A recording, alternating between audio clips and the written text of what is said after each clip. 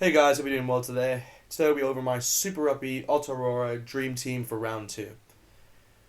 Most of these players consist of the Crusaders and Blues players, due to them winning over the weekend. But I have chucked in a few Hurricanes and Chiefs players, because I thought some individual performances were pretty good. Let's start with the team. So with number one, I've gone with Joe Moody. He was pretty impressive over the week for the Crusaders. He had 4 runs, 22 run meters. He had 2 clean breaks, 1 offload, and 4 out of 4 tackles. It's pretty impressive stats for a prop, if I had to say so myself. He did, however, concede 2 penalties, but it's, I mean, that's a Joe Moody thing to do, so I'll let him off for this time. With number two, I've gone with James Parsons, which can be a bit surprising because over the last few seasons he's received a lot of criticism over his being a starting hooker for the Blues, but he was really impressive over the weekend. If I had to say, like he had 6 runs, 4 run meters, 1 turnover, 7 out of 8 tackles, and he did concede 1 penalty. But if you watch the game, like just from an unbiased standpoint, you could see that he actually played pretty well. I was surprised by that. He was pretty good in the link-up play as well. So, yeah, credit to him. Yeah, he's definitely deserves to be the starting hooker for this team. For a free, I've gone with Ala Atoa. He always impressed for the Crusaders. He had 5 runs, 11 run meters, 7 out of 7 tackles, and he conceded no penalties. So he was just the perfect prop, I would say, over the weekend. And yeah, that's pretty much up for him because he just was solid. Now for the locks, I've gone with Patrick Tupeloto.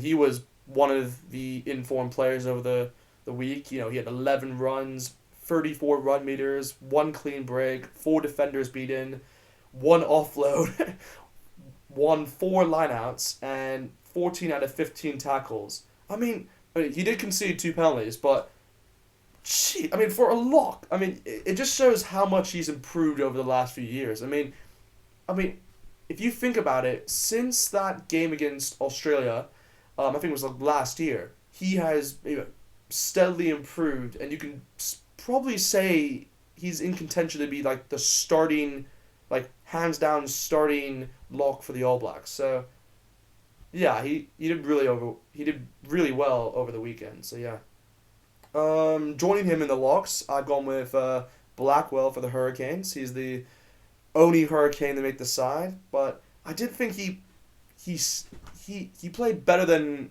usual. He had 5 runs, he had 11 run meters, he had 9 out of 10 tackles, he won 3 lineouts, and he also had 2 lineout steals, but he did concede 1 penalty. So yeah, he had a mixed performance really. When you looked at both lineouts for the Crusaders and Hurricanes, it wasn't really impressive compared to the Blues, who had 90% lineout rate. And I think most of that came from James Parsons. So yeah, that's definitely something that the Hurricanes and the Crusaders will have to work on for next week. But yeah, no, overall I thought Blackwell did well. For number 6, I got him with Colin Grace, which might surprise a few people. I did talk about him in my preview, and I did big him up, so I was happy to see him perform over the weekend. He had 8 runs, he had 11 run meters, he had 1 clean break, he had 13 out of 15 tackles. He did concede 2 penalties, but overall I thought he deserved to be in this team because he was solid overall, and he did help the Crusaders within the breakdown, as well as helping them win the game. So yeah, definitely deserves to be in the team. Now with 7, so this 7 was one of those positions where there were a lot of players like Duplessis, Creefy. You had like Lachlan Boucher. You had like the others, but I went with Akira Ione. Even though he played 6, I shifted him to 7 just because I wanted to add him into this side because I thought he deserved to be in this dream team. If you look at his stats, he had 10 runs, he had 17 run meters, he had 2 defenders beaten, he had 1 offload, 2 turnovers, and 12 out of 12 tackles. And that's very impressive for him because he's always criticized for his work rate. So for him to have 12 out of 12 tackles is good, and it just shows that he's improved. He conceded no penalties as well. So, yeah, he's definitely listening, I'd say, to his criticism, and yeah, hats off to him. He's doing really well at the moment. So, and hopefully, hopefully he'll get to play more due to Tom Robertson's injury. So, yeah, we'll get to see more of him, which I'm very happy about as a Blues fan. But yeah, number 8, arguably I'd say my MVP.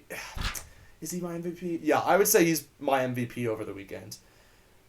Hoskins Tutu. I mean, he was brilliant for the Blues. I mean, he had one try assist, 7 runs, 24 run meters, 13 out of 13 tackles. He had 2 turnovers, 1 defender beaten, and he won 4 lineouts and had 1 lineout steal.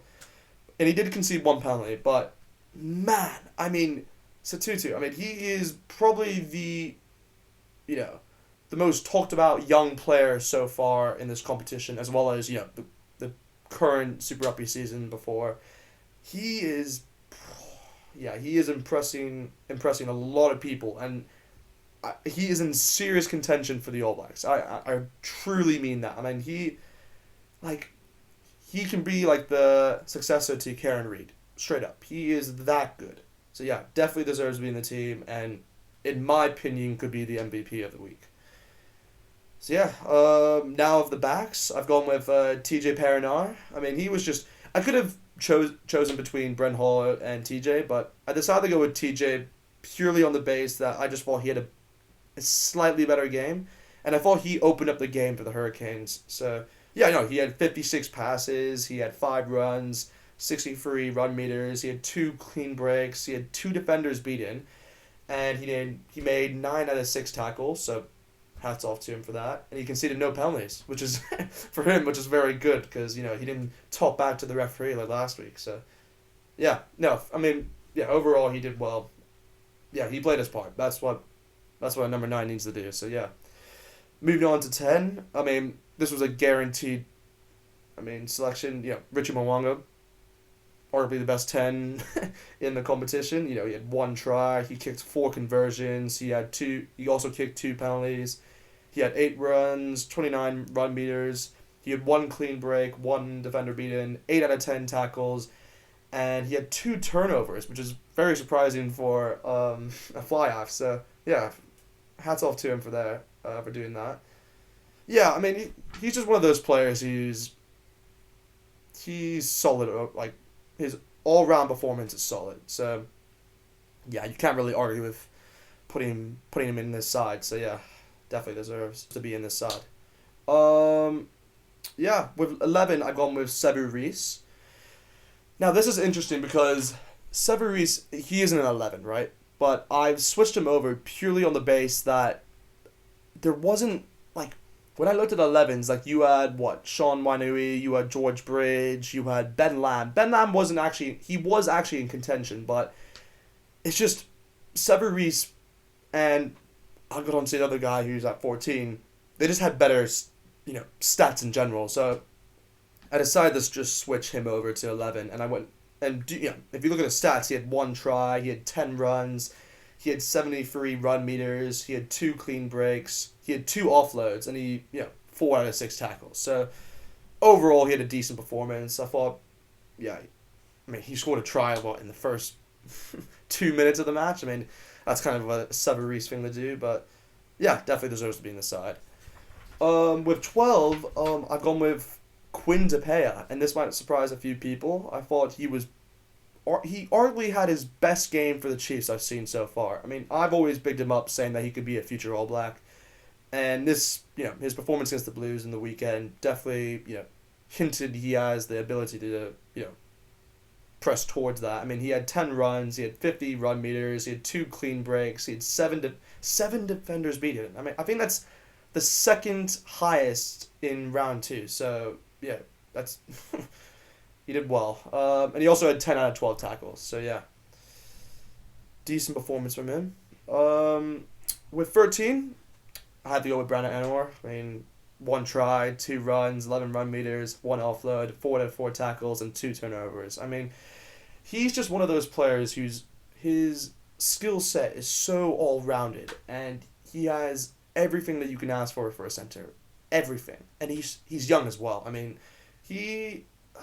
It's going to be very interesting to see what the All Blacks do with their center combination because they have so many choices. Like they have Quintapea, they have Enor, they have Anton Brown, they have, you can maybe say Rico. I mean, he has been performing well within the center spot. You have TJ Fani for the Blues, which I think he should get a mention. Yeah, he's underrated, and I think he definitely deserves to be in contention for that center spot. But of course, you have Lam Mape as well. I mean, he's just a tank in general. So, yeah, they have a lot of options that Alan Foster's going to have to go through. So, it's tough. It's tough. With 14, I've gone with Mark Talea. I just thought, he was, again, impressive for the Blues. He scored 1 try. He had 8 runs. He had 42 run meters. He had 2 clean breaks, 4 defenders beaten, so casual for him, really. And he had 4 out of 6 tackles. So, yeah, overall, just impressive again. He's just one of those players who should be in contention for an All Blacks winger spot. I mean, it is hard to get those spots, by the way, but he is, consistently proving it more. So, yeah, definitely deserves to be in this dream team. And, yeah, I think that's it for the winners. Now, last, the guy I was choosing between for MVP of the week, Will Jordan. Now, this guy is just, he's good. Very good. And I was happy to see him first in the starting lineup because the Crusaders, I mean, luckily enough for them, they can choose from Will Jordan or David Havili. So, yeah, they're stacked within that area. And, Will Jordan impressed over the weekend. He had 1 try assist. He had 14 runs. He had 111 run meters. 111. That's ridiculous. I think that's the most in the competition so far. So, yeah, I mean, he had 3 clean breaks. He had 8 defenders beaten, so the highest for round 2. And he had 3 out of 3 tackles. So, yeah, he had a great performance overall. That's straight up. He was one of the 2 players I was deciding between for MVP of the week. But yeah, definitely one of the standout players for sure. So yeah, that's it for today. Hope you enjoyed the video. I'd definitely love to see a few comments, just saying if you agree with my selection, if you think a player should have been included in mine. So yeah, hope you guys enjoyed the video. Like, comment, and subscribe, and see you soon.